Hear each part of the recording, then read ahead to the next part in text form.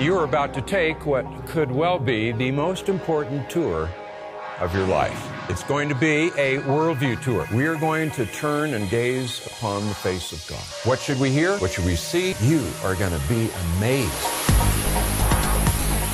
Why did Jesus come into the world? Do you know who Jesus is? Do you know?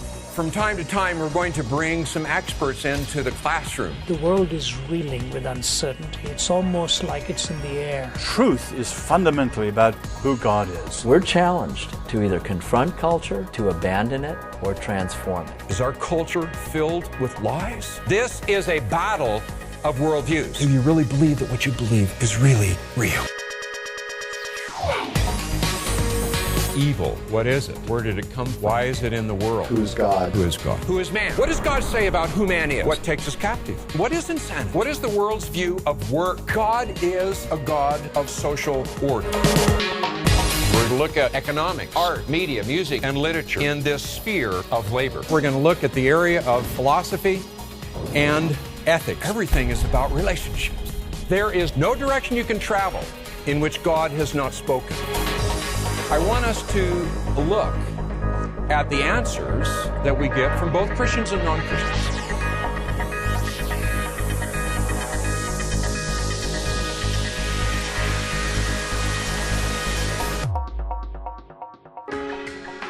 We get over 250,000 letters and phone calls at Focus every month.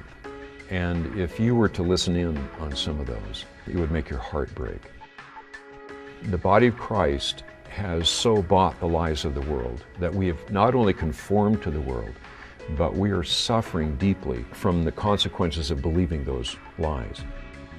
We have become convinced that the only long-term solution to this problem is to rebuild those foundations, to build again that comprehensive biblical worldview within God's people.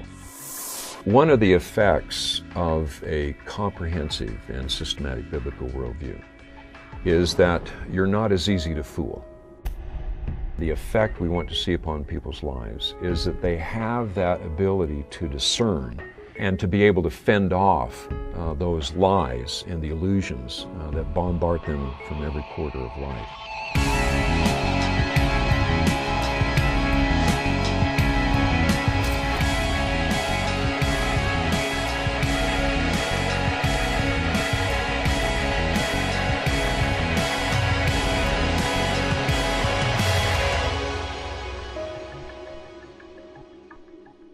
So we are deeply concerned about taking part in an effort that will not just treat the symptoms, but will go to the root of this problem, which is a worldview problem.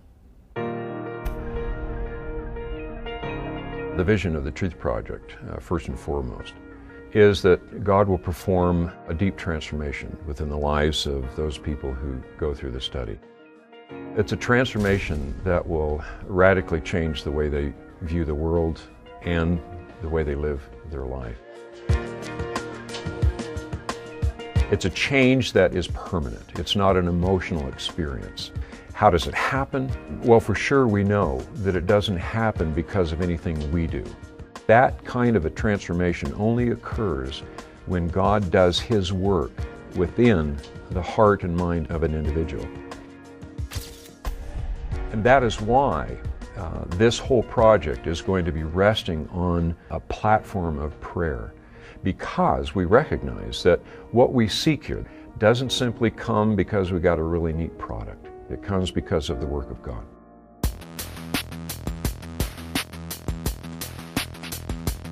It is a long time coming, a project such as the Truth Project. I think that the Truth Project is one of the most significant things that Focus on the Family has ever undertaken.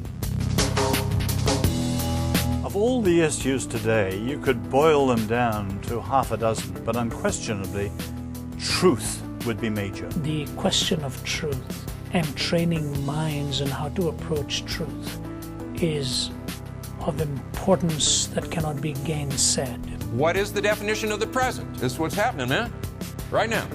What is the meaning and purpose of life? This is where the battle rages. I guess in the end, what we're really after is that we will see God's people hunger for Him. that they will continually be conformed more and more to the image of Christ. And what that means is when he weeps, we weep. What he calls evil, we see as evil. What he calls glorious and good, we see as glorious and good. How do I know I exist? And if I do exist, why do I exist? If I think I exist, where did that thought come from? We're going to build the final pillar history. We're going to look at the American experiment. Intimacy, union, communion, fellowship, love. The God of the universe dwells within me?